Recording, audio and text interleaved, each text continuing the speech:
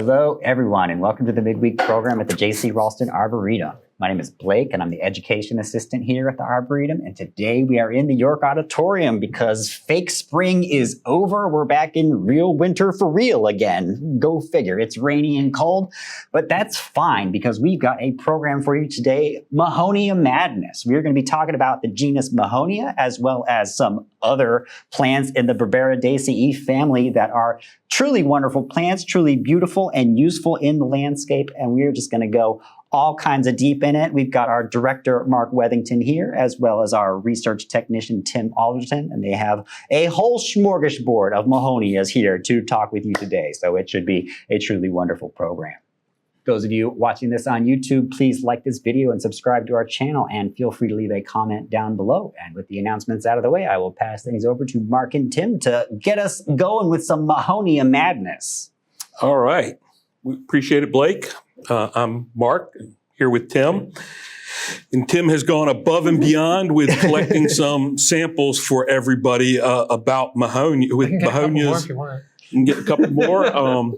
We've got about 50 different types of Mahonia planted in the garden. It's a plant that has a long connection with the Arboretum. J.C. Raulston loved Mahonia. He loved it so much that actually one of the NC State plant breeders named a Mahonia for him, crossing one of the Asian Mahonia, one of the Western ones, right? I think it was some of the Mexican ones. So. Well, one parent was Mexican and the other parent, I think, was one of the Asian ones, but kind of to get his love of Mahonias and the Mexican flora, which JC really liked.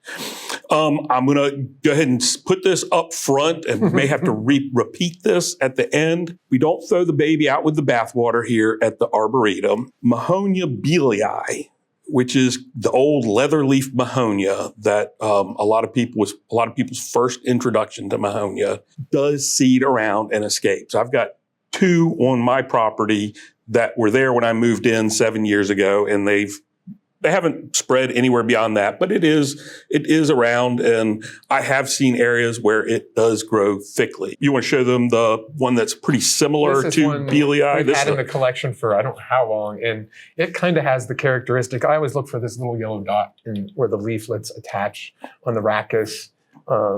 Is what I typically see on the bealiis. Yeah. So, if you see that, and then you got these yellow flowers and followed by blackberry. So I want to put that up front, because I've had a couple questions from people already, a couple emails before we even did this, asking about why are we talking about Mahonias? And it's one of those things where, there are some that probably shouldn't plant, but that doesn't mean we can't plant any of them. The other kind of issue with Mahonia is when you look at the family, the Arboridaceae, there are a lot of people, botanists, people who don't grow plants. They like to look at dead, flat, crushed, flat plants. And they have said for many years that all Mahonia are just barberries, that it should only be Berberis, the barberry genus. And still to this day, a lot of resources, one of the resources online, Plants of the World online, which is probably used by more botanic gardens as kind of their definitive resource than others, there's no such thing as Mahonia. They're all Berberis. If you have actually grown these plants, they don't resemble each other. They're not the same thing. And so in 2017, somebody came back and looked at them. And the botanists look at it and say, okay, if these are Mahonias and these are barberries, well, you got this one, maybe a few more if depending on the group of plants, but you got this one that's somewhere in between. And when we look at the DNA, some of these overlap. So it's all one species, one genus, excuse me. But if you look at it in a different way, you can say, well, yes, you're right. There's not two things here. There's maybe 3, 4 different things going on. And the standard that's been set is you want to, with taxonomy, you want to conserve as much as you can that's historic. before you make as few changes as possible. So if you change all the Mahonia to barberries, you're making a lot of changes. Whereas if you look at this and you make a little change here and a few more changes here, and you have three things that that are related to each other, that's fewer changes and really is what should be adopted. And so a good paper in 2017 by Chung and Yu really pointed that out. And I know Tim had pulled some what they call phylogenies of Mahonia and barberry, and I had looked at a couple. And the truth is, it depends on how you interpret data and what you're looking at. Looking at the plastones, you're looking at the DNA markers, you're looking at other stuff. Can't even think of all the ways they look at them, and then you interpret it. So they can be different things. So we're going to talk about Mahonias mostly, but I know Tim has prepared us with some relatives. So where do you want to start? I don't even know, but I guess some of the things other than the Berberoideae in the Berberis. So that is some of the other things that you might have in your yard. Epimediums are starting to flower right now, and those are actually related to those Mahonia and barberries that you have in your yard as well. We don't think of them as being that because they're herbaceous. The other thing that, for us, this is really early, but podophyllums, which is truly very fleshy. Yeah, so also related. Our native May-apples. This is an Asian podophyllum, but our native Podophyllum peltatum May-apple, comes up in big patches in the woods, that umbrella type leaf with a white flower. If you peek underneath there, is, believe it or not, related to this guy. These are in the same family. It's wild, isn't it? Yeah. Some other things which we don't even have in the garden would be like Jeffersonia, the twin leaf, which is a native wildflower. There's a bunch of other things in the western U.S. that you'll see. Blue cohosh, which is a native herb, more or less. That's also in that same family. Some that no. And then in our landscapes as well as that are the ubiquitous Nandina is also related to that. So, they do get that same evergreen, it's bipinnately compound leaves, but those are all related at different levels, but they're in that same family of plants.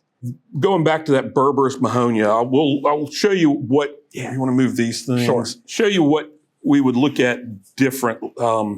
This is going to be a little bit hard to see. This is a barberry. So when you and Chung split these out, they split them out into three things.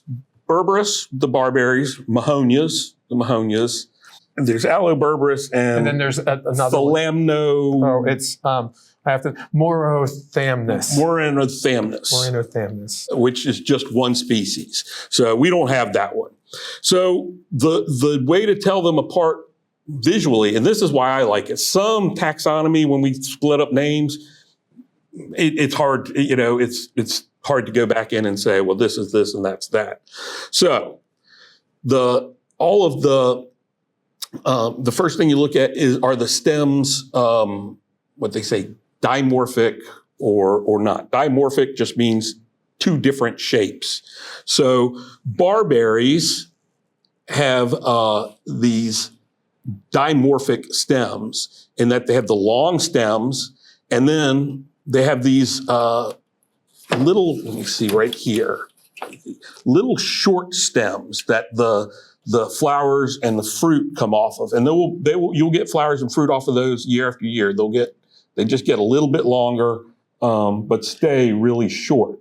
Kind of like if you've grown apples, the spurs on an apple tree, which is where the flowers and the fruit are produced, and that's a stem. So you have that as one factor. And then if you have those dimorphic or two types of stems, and there's another, we'll show the other one. The other way then to tell it's a barberry is it's got single leaves and it's got spines. Those nasty spines. And so that's all barberries will have that. I got to know that very well because the nursery I worked at in college, if you arrived late or hung over, what you did was you tagged thousands and thousands of little green crimson pygmy barberries and ground-covered junipers, and then your hands and your arms were just red and inflamed the rest of the day. So, but barberries have a bad name. That's another one. Berberis thunbergii has escaped and is a real pest, especially when you get up, in the mountains and up north. But there are a lot of barberries, and they're not all bad, so we don't have to, throw the baby out with the bathwater. So this is the one that's kind of that is more what Tim and I would have always called Mahonia, but this is what they're calling Alloberberis. These Alloberberis are southwestern plants. They tend to have very spiny leaves, and they have dimorphic stems as well, as opposed to Mahonias. So I don't know if you can see that right there, the little spur. You see that in here? So you have the two different types of stems, the long stems and then those little spurs. But then the leaves are pinnate. Ow, ow, ow.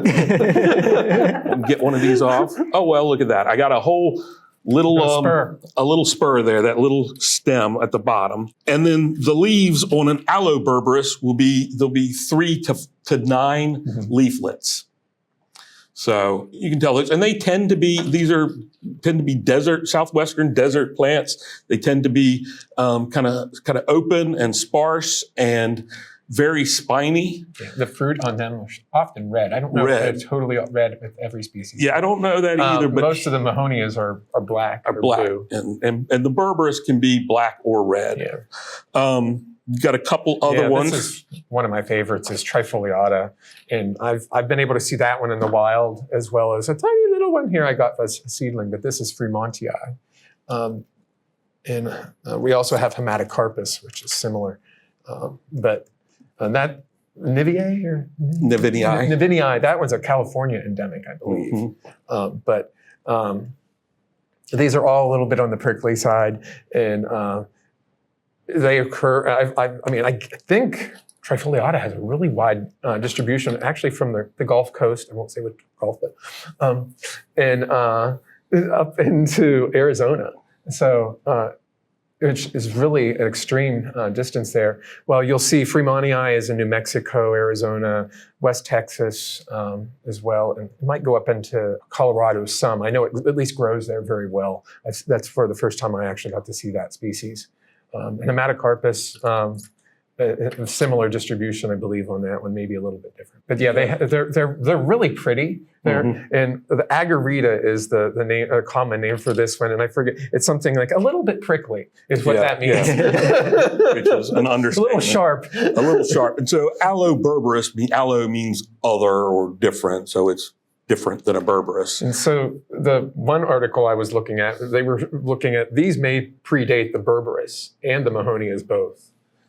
Now that's fascinating. It would make sense that this kind of gave rise to both directions, because these are some of the ones that have always kind of confused taxonomists, because they're not really what we traditionally think of as Mahonia, but not really Berberis either. But the red fruits, which is more like some of the Berberis, and so that the one that was in the middle, the Moranothalamus clarii, which is just one species. And it's only found in Baja California. Yeah, it has single leaves like a barberry, but also has pinnate leaves like a Mahonia. So it can go kind of either direction. And that Moran is the person who first named the plant Mahonia clarii or clariae, and so they put Moran as name, and thalamus just means little like bushy, twiggy thing.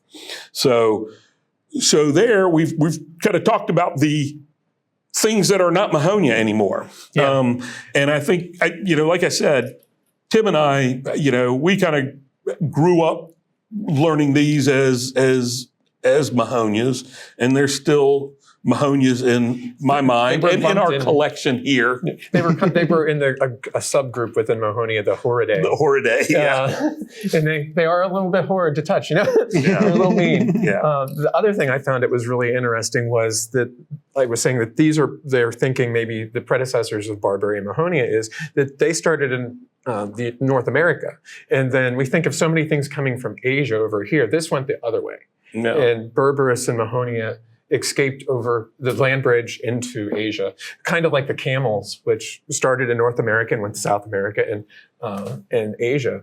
And we no longer have them here. The Barberries started here and the Mahonias started here, and the Barberries went South America through the whole way to North Africa and Europe and Asia, all inclusive there. So it's kind of remarkable, I think. Yeah, and that's interesting. And it makes sense. And I'd heard conjecture years ago about the other direction, but this is fascinating. But either way you go, it makes some sense because the Western North American Mahonias tend to be more closely related to the Asian Mahonias than and they're still in the Mahonia South group, and they've split those into the Mahonia occidentalis and the orientalis. So the east and the west. We want to stay in North America. Sure. And I mean, in actually America, the Americas, and go south. Yeah, from Mexico. Let's see here. So this is Western. We don't have any aquifolium in the garden right now, but this is or any of the northwestern ones. They aren't always as happy here for us, but this is one that's a hybrid believed to be called Skylark, which may be a pinnata or a pinnata aquifolium hybrid. But this is what you would think of as an Oregon grape. Grape holly, and where the grape holly comes in fairly commonly in the Pacific Northwest, you'll see these. And there's another species which is throughout the Intermountain West is repens, and it comes fairly far east, which is a tiny little creeper, which is kind of a cool one. I've had an opportunity to see that one. It only gets like less than a foot tall. And I have grown that here pretty successfully, but it can be difficult. It likes good drainage. It likes good sun, but it can be a little more tricky. Yeah, and I've never had luck with Mahonia nervosa, one of the other ones. Where this one is real closely related to that as well. But yeah, repens I've seen growing on mountains in Colorado, in New Mexico, and I think in Wyoming. And it's always in a very rocky spot, often along the road, and it's a really baked spot. And they're so remarkable that it's, being dry out there, I think, is they probably get fungal issues for us. Yeah. But these can take a bit more mesic conditions, being they're from the Pacific Northwest, where they do get more rain. But and that was the other thing. The American ones tend to take drier conditions than the Asian ones. Yeah, so, for sure. So this is where we don't have too many of the West ones, but this is a Mexican one, and this is one I always find so cool. And it's just finished flowering in the lath house already, but it also gets damaged when we have a cold night, I will say that. But when it's open, this is Mahonia illicina? Yeah, illicina and pallida are very close, and they may be the same thing, but it's a little bit hard to tell. What I've grown as illicina has a little bit of a serration to the leaflet margin, and pallida really does not, but I'm told that that's not necessarily the case. And these Mexican and Central American Mahonia are pretty poorly understood in the U.S. Well, anywhere really, because they haven't been studied as well. I just love that it has an enormous inflorescence. It's not dense. It's very open and airy. And we have this other one. This is an unnamed species, but at this point. But it kind of illustrates that it's not going to get anywhere near as big as the inflorescence on this, which is over about 2 feet long on individual spikes. You want to hand me that? Which one? No, the epimedium. The epimedium, the flower? Sure. Yeah. And I just think these look so reminiscent of epimedium. So this is, you get this. And this one actually, this Mahonia, sorry, let me hold that still-ish. This Mahonia was in flower in the greenhouse one time, and just at first glance, seeing it kind of poking up above some other things, I thought it was a really tall epimedium. If you look a little closer at the flowers, Tim, how do you tell them apart? Okay, and hadn't hit me, but your epimediums, I don't know if it'll even stand out here. The petals and flower parts, the sepals and stuff are all in fours on an epimedium. And on the Mahonias, which I do have something here, these are a little bit bigger floretted ones. I don't know if you can zoom into an individual floret. You'll see that the flower parts, the sepals, are in multiple rosettes of 3, and the petals, the true petals, are in a ring of 6.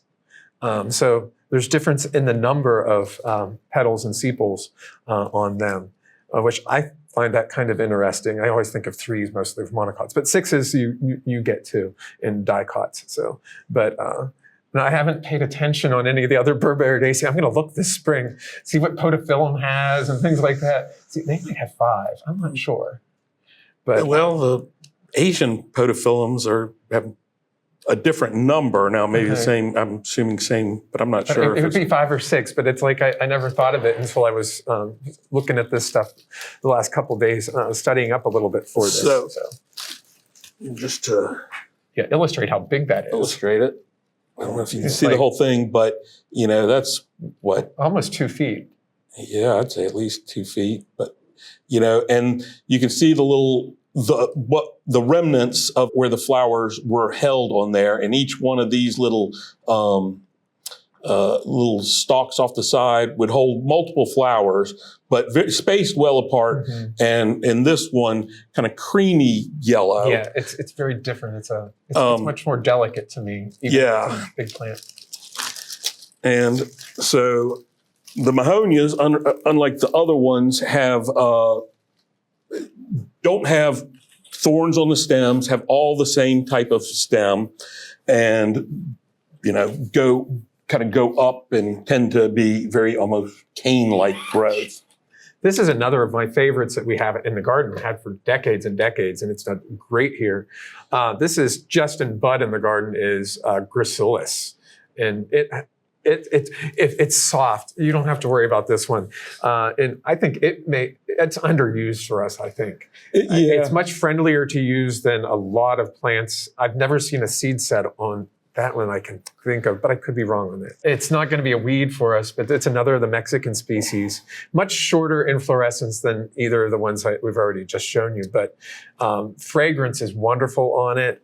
But it's only on inflorescence that are just a couple inches long, like 3 to 4 inches maybe when they're expanded. Yeah, new growth can be red. The newer, the rachis, the leaf stalk that has all the leaflets, can be a really nice red on some forms. And part of the reason it's not so well known is it's a little trickier to propagate. Yeah. The Asian Mahonias tend to be very easy to propagate by cuttings. The spiny southwestern ones tend to be very, very difficult from cuttings. Really, seed is the way you do those with any success. And then some of these other Mexican and Central American ones, some root fairly easily, but you don't get much rooting material. They are very much tall stalks with just a fluff at the top of leaves. Kind of good in that it's dense. This one's dense and bushy, branched, which is good because you have to stick a whole lot to get it to root. So we've offered it now and then, and you get 3. Yeah, we've offered it now and then, but never much because it's just difficult. We did have somebody ask about vegetative propagation of Mahonia. They're not Could you go a bit more in depth into that? Sure. Yeah. So Mahonias. There you go. The Asian Mahonias, I really consider them a plant that you can root year round. A lot of people do winter propagation of Mahonias, and in general, a lot of people do winter propagation of evergreens. I found that isn't necessary. It's just you got more time and fewer things that will root during the winter, so you tend to root more. You can prune it after it's flowered too. So yes. And so, and that's, and Tim will show you a little bit. I do fairly large cuttings on a Mahonia, but in the Asian ones, you can go down to individual little chunks, but they're thick as your finger. Yeah, they're thick stems on them. And actually, I know some thick stems on some of the Asian ones. And I actually know people, because there's so little cutting wood on there, who will cut it to one node, so little chunk of stem, and actually split it in half if they can get, if there are nodes close enough together on both sides. So, you can do that. So I managed to propagate a few of the Asian ones. When I need to prune them, I'll try to do a couple a year. They take up a ton of space, and they're mean to do. Yeah. So I do them in a big flat and with good drainage. I don't put them, or you can do it in pots too, in smaller size. But I just actually take a bulb crate and I line it. And so I have 4 to 6 inches of media, and I put them in it with rooting hormone. And I noticed you removed the lower leaves. Yeah, and I would probably, if I would wound this, and then put a rooting hormone on that. And you also removed the flower buds as well. I mean, yes, you don't want the flower buds. yeah, if possible, you want stems that don't have any flower buds. That's that can be hard to come by, especially if you're doing winter pruning. But the hormonal balance in plants changes when they're flowering. And so some things really have a hard time flowering, rooting if they have flowers on them, or in some cases, if they even had flowers, even though you've cut them off, although Mahonia seem to be okay. Yeah. You want to show on this one what you would do with one of these, of these Asian ones to root. Yeah, this is an Asian hybrid. This is one, it's not introduced, but anyways. Because they take up space, I typically cut back the leaves. This one's not mean. This is a soft one. This is probably a Uribracteata hybrid of some sort, which we haven't gotten into, but they are much friendlier than a lot of the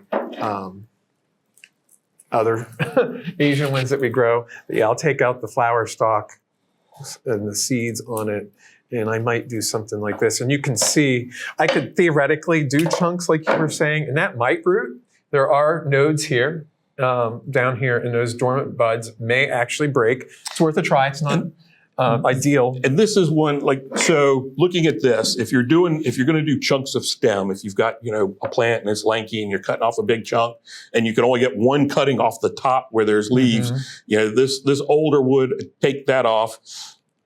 And then like Tim said, with the smaller piece, I'd go in there. I wouldn't look necessarily for where the nodes or buds are. I would just do some scraping, and I would stick it horizontal about halfway down, or stick it kind of at a really steep angle with part of it under there, and that's your best chance for that round piece. And you could do it with big old chunky 1 inch, as big as your thumb. Yeah. It doesn't have to be that new. And I will go down some of the bigger ones. You'll get like whorls, and I will go down the whorls and use the previous couple of years whorls to do it. Yeah, but when you only have a couple stems on a plant, you have to do a little bit of experimenting, and you figure things out like that sometimes. But so, anyways, let's see. I guess we were venturing into Asia. So now we'll move over into into Asia. Well, I'm just going to dump this over here, but not on the floor. So this is one of yours, actually. Yeah.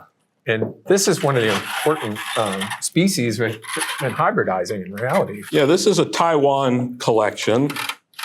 It is a spiny one. This is Mahonia oiwakensis. There are a few species in Taiwan, oiwakensis, tecushamensis, perhaps japonica, depending on what japonica actually is. But this makes, like a lot of these, a very upright plant. Now, when I learned back in college about Mahonia, we were really, at that point, still dealing with leatherleaf Mahonia, Mahonia bealii, and hybrid Mahonia X media were the ones. And those also grow very tall. And I was always taught that, you go in there and you cut them back to make them bushier, to encourage more sprouts to come up, because landscape people want them to be bushy and round. And it was a complete eye-opener the first time I went to England, and saw some of these things 8, 10, 15 feet tall. And they're like little palm trees, but with gold flowers coming out of the top that the pollinators are all loving, and they're fragrant. And I was like, well, why are we doing this wrong? We're turning these into little shrubby fat things that poke and prod you, as opposed to these things where it's all above your head. I remember going first time to Oregon and seeing the same thing. Yeah. So this is one with kind of these narrow leaflets. They do have a spine at the end, although they're a little bit friendlier than some others. We've got a couple different ones from our collection. There's one I really like. Outside the Japanese. Yeah, this is the one I like. This one I think deserves a name. I think it's better than any other form that I've seen. We talked about flowering, and you get a lot of them, we think of them as winter flowering, but depending on the type, they can be from fall all the way through to June, early spring. July, late July, August. I think I call them fall bloomers, but late summer, all the way around. And pollinators do absolutely love them. That's part of the problem with Belii. The pollinators love it. It forms a lot of fruit. Birds eat the fruit, and it can move around that way. So before we set that one away, this is what we have as Japonica, which is, you mentioned Media, which is theoretically the cross between that is Media, between Japonica and Oecanensis. But I like the fragrance on at least this form of what we are calling Japonica here. To me, it smells like Lily of the Valley. And it's one of my favorites, though. It's not as a spectacular plant to me. The foliage just tends to be matte, and the flowers are held relaxed on the foliage. And it's not a bright yellow, but if you can give it a good fragrance, I'm happy. Well, and for a while, the Mahonia media were really popular. There was, I assume there was one called Faith, but Hope and Charity were widely grown. There was Underway, which is widely grown. And they are fantastic plants. They are fragrant. They're tough as nails. They'll grow in part shade to sun. They're really easy plants to grow. And it's a shame they've gone out of style. It's just people want little tiny things. And these get big and upright, but they don't have a large footprint because they're going up for the most part. If you do let them grow. And it's a shame that we don't see that more. Talking about fragrance, as you know, I've got to smell this because I think it smells like Lily of the Valley. I can smell that. So some of the others have this more spice to it, and I just don't like it. And one time, I don't know if you've ever checked it again, but I know at one point we were working with one of the southwestern spiny ones. Trifoliata, it smells like chocolate to me. Yeah, Tib was like, that smells like chocolate. And you just don't stick your nose in it. You have to have it waft towards you. But it did. And I wonder why. There's several southwestern desert things. Berlandia. Chocolate flower. There's a couple other probably asterids that have chocolate fragrance. Yeah, don't know why. This is Marvel, which I was seeing sometimes listed as Media. And this is a newer one, or it's not? Well, it isn't. I think people are using that as I don't know what hybrid. It is, but this is a nice one that is becoming available. And it's very blunt spines on it. So this is one that's a little bit friendlier to use in the landscape. And it has the characteristics of a lot of the Media types. Yeah, it goes up. And I think foliage-wise, it's beautiful out in the landscape. I think it looks very different from the other Mahonias when it's growing out there. And I really, really find it attractive. And unlike most of the Media types, the flowers stand up on top. Yeah, they're so rigid. That's what I like about the Japonica, is that it's a little bit more relaxed and graceful looking. Yeah, so Mahonia Marvel, this is in the trade. It's I think the Southern Living collection of plants. This is one of theirs, and I won't necessarily speculate on the hybrid. I would assume it has Uri bracteata in it, but not certain of that. Speaking of Uri bracteata, this is Soft Caress, which has been very popular. The only thing I have problems with it, for us, it seems to flush and flower late in the season, and often that late flush will get a little bit of damage if we have an early cold spell. Yeah, but it's a great one for the landscape, and it stays small.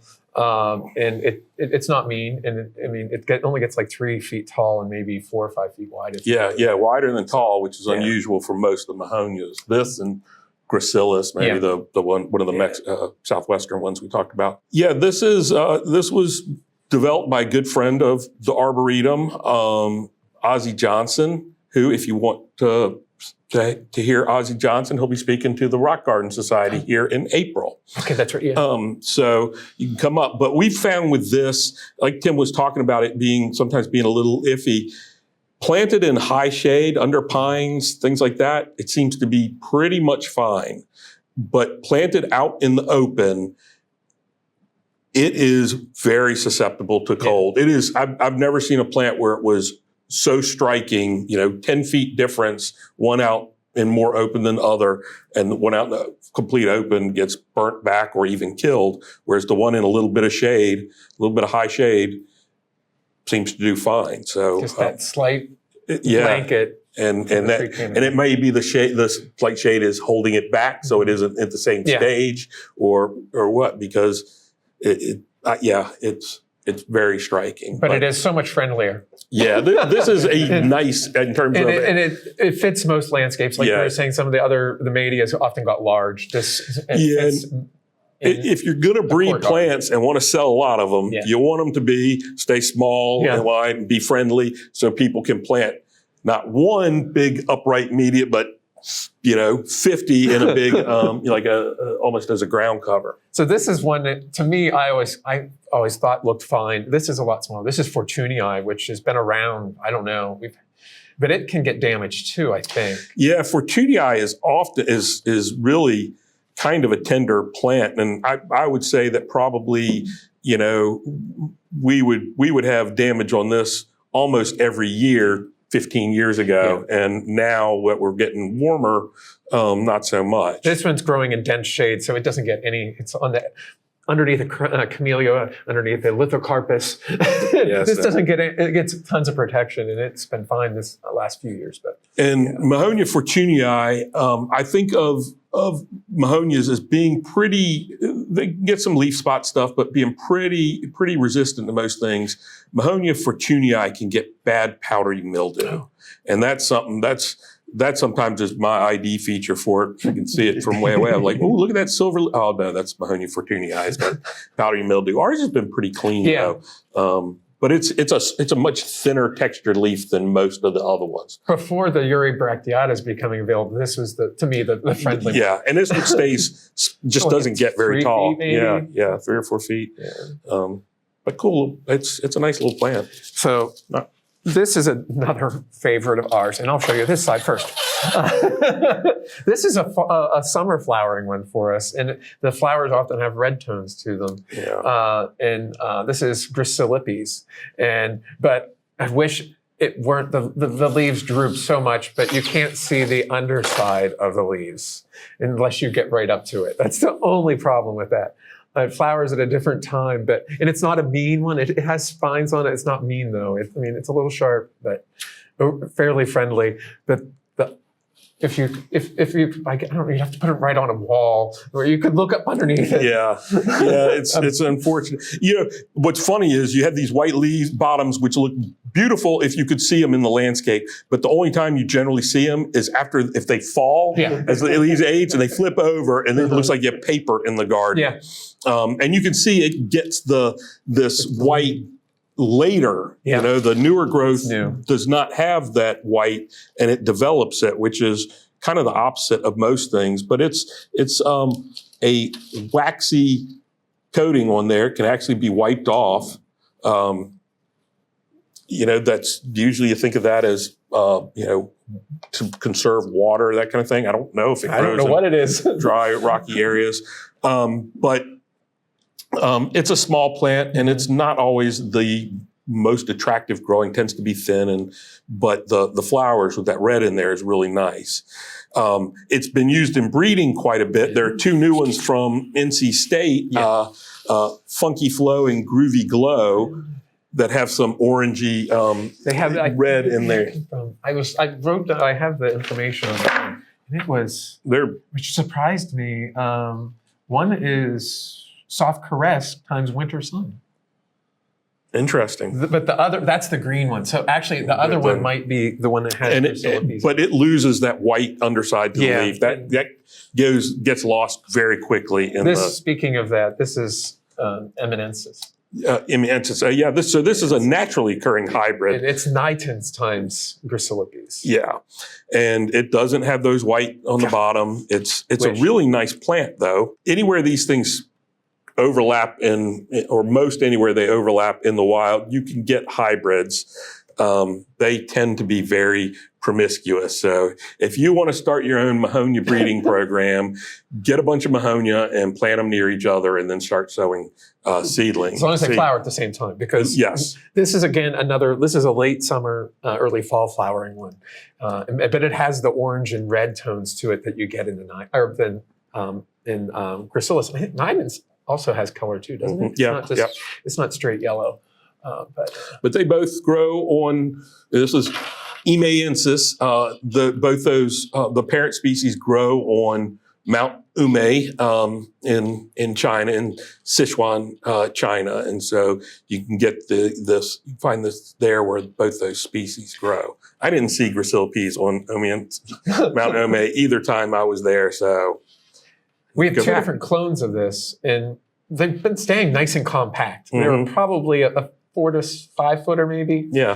Which is much more conducive than, like we said, some of the Madias in the landscape. And the bees just adore it when it does flower. And you can see it's got a nice long flower stalk on there. So pretty nice that sense. And this is the funky one that you and I saw or at least I saw it for the first time. I don't know if you saw it for the first time. And Roy Lancaster's garden. Roy took this is from Roy. Yeah, this is from Roy. And he took us back in a corner in his garden in southern England and showed us this and like 2 other species. And this is Mahonia shenii, or Shenii? Shenii. Yeah. And it's just total, it's not the biggest grower or anything or fastest grower, but it's unique looking. Yeah, it's really, really distinctive foliage. Not spiny, but thick and leathery. They have that little tip on the spine. Smallish flowers at the tips. Very prone to crossing. We grew out some seedlings. I planted 3 in my garden. One I thought was true Shenii. It looked like this. It flowered this winter. It had orange flower. It had Gracilis type flowers. It's a terrible grower, though. It's still like this. One is this beautiful 4 foot by maybe 6 foot wide shrub that gets covered in flowers. It's beautiful foliage, never been damaged. And one looks just like a, kind of a, like Emancy kind of type. But what we found with hybrids with this, and not just ours, but of breeders, is it seems to impart a lot of cold hardiness into plants. So even up in the mountains where some of these Mahonia get burnt, some of these other species, it's hybrids with this and them seem to be very, very cold tolerant. The only thing I found out, that the rabbits really love the seedlings. We planted some in the garden. And I think every one the rabbits ate. But very. Let's see. Did I get through? Did we get through everything? Yeah, I want to go back and change something I said, and that's that they don't get many disease problems. When I was saying that the Mahonia fortunei often gets powdery mildew, they actually it is very hard to bring plants, cuttings, anything into the country because there is a rust that affects them that can affect some commercial crops. So don't ever smuggle them in your suitcase or do anything like that if you're somewhere else and you see beautiful ones. Don't ever do that. It is not okay. It's a significant problem in some areas. So to bring them in, you have to get some special permits. They have to be they have to be certified as free of the black. Is it a Buxinia? I saw something, but it's something that can affect grain crops. So so there are some serious disease problems. Tends not to be as big a problem here as it does more on the West Coast, but you still it can be a problem. So don't but what's being sold is all fine. So I guess they mentioned in a write-up you put about pollinators and stuff in it. So for me, we get lots of bees on them and other things. One time, the only time I've seen off-season, we'll get an occasional rufous hummingbird in the garden. They were on Mahonia. No kidding. And that Really? kind of fits with in the West Coast where they have Mahonia and in Mexico too. So that for a pollinator was really remarkable. And I saw them it was in November and February is when I had seen them, and it was out in the winter garden in the necessary area of the garden. They're on that. For us, that flowering fall all the way through winter into early spring, earlier last week, it was 70 something. And, then back to highs of 40. But while it was 70 something, the bees were out and they were working. Yeah. And the Mahonias were one of the things that they were able to be out and get good nectar I'd from. say we have flowers on them here in the garden, depending on the species, probably, I'm going to say 9 or 10 months of the year.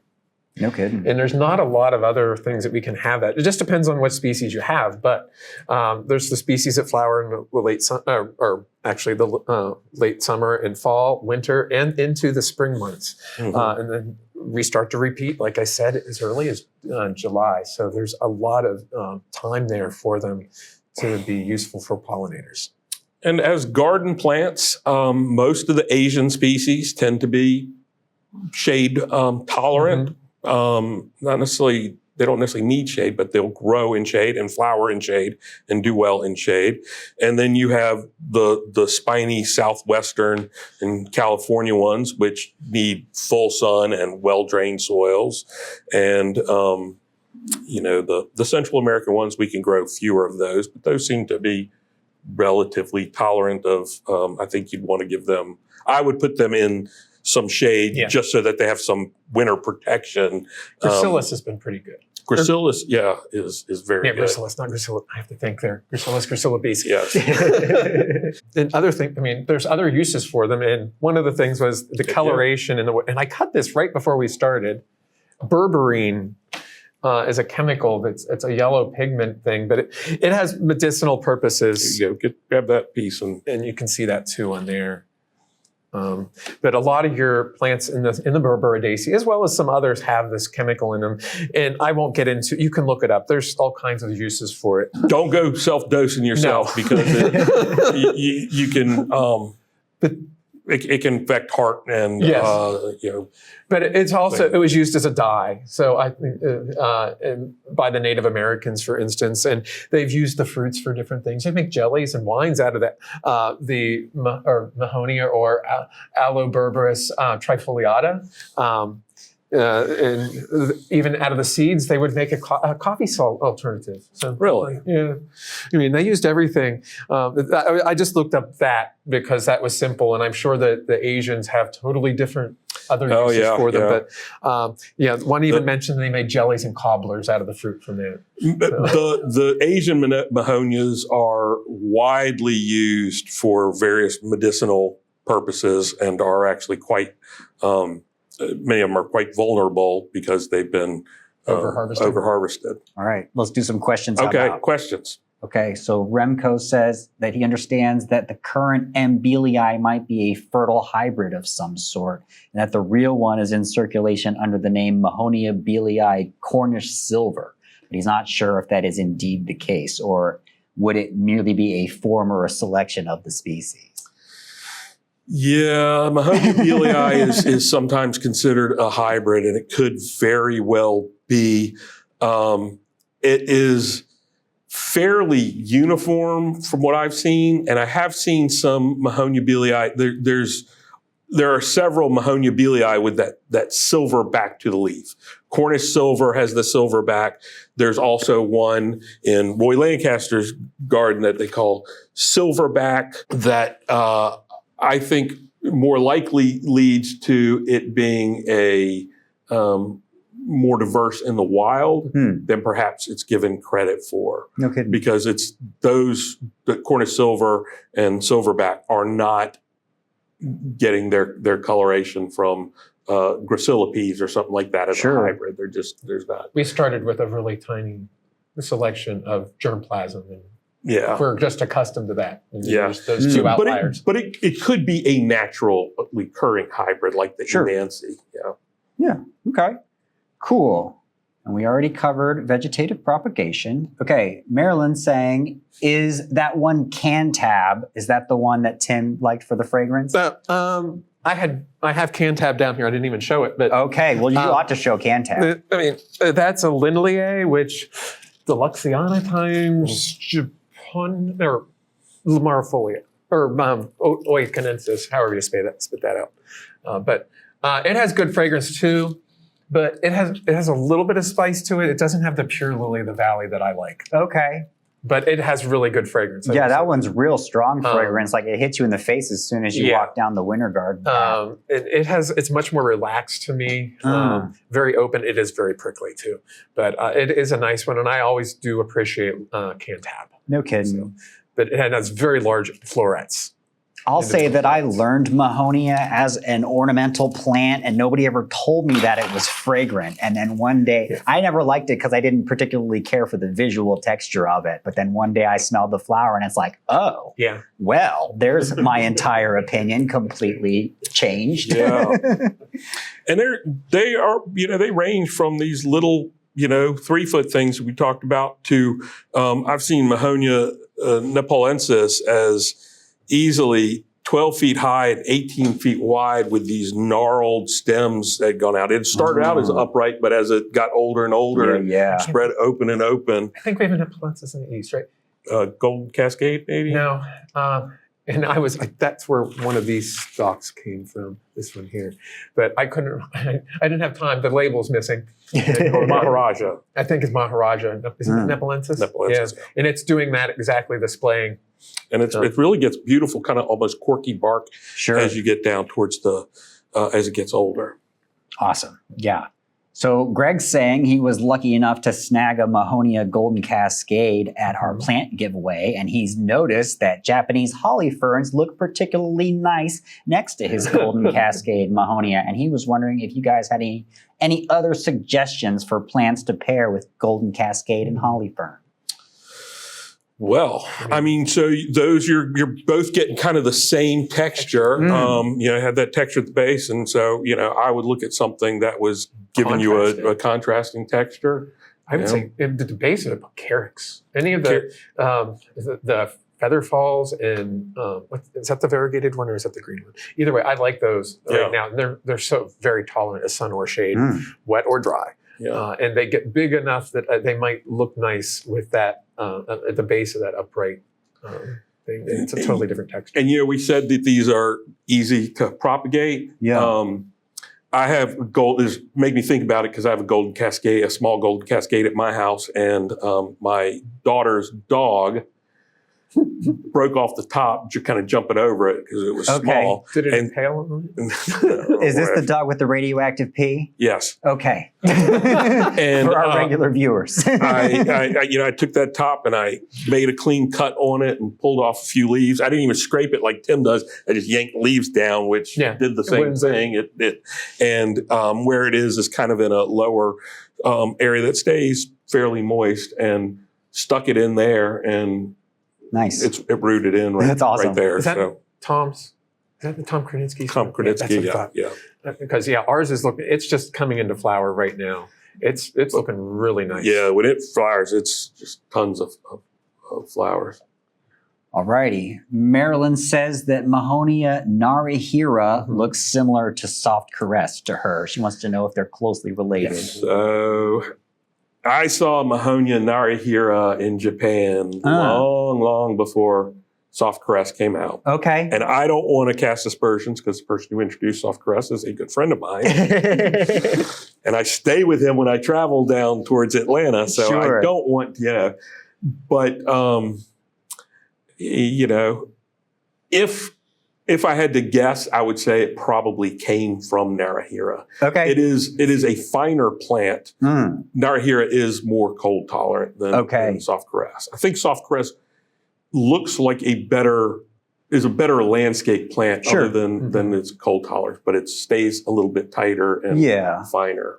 And it's fun to pet. It is fun to pet. Which is always a You good know me, quality I'm a in plant petter. I'm Yeah. surrounded by I was left with all the spiny Mahonias, and Yeah. I can't pet these. No kidding. Paul wants to know, will there be any Mahonia available in the spring plant sale? Perhaps some of the less common ones that aren't available at local I nurseries? don't know if they have any right now or not. I have cuttings for next year. I don't know if I have. We've stuck a bunch, but we probably won't have. They probably won't be ready for spring. Hopefully, who's this? Paul? Did you say? Yes, Paul. Hopefully, Paul is a member because we might have them for our fall member plant sale. Cool. Mine only. As I stuck, which ones did I say? I did actually So one of the EMANC, EMANC, the one to the name. It was is it Mount Eme? Yeah, Mount EMANC. And I stuck another one. I don't remember which one right now. Okay. I think it's Isn't it one of the medias? I don't remember. There's a lot of Mahonias to keep track of, that's for sure. I lost a lot of blood doing that. I No don't doubt. remember. Okay, yeah, so we could forgive you.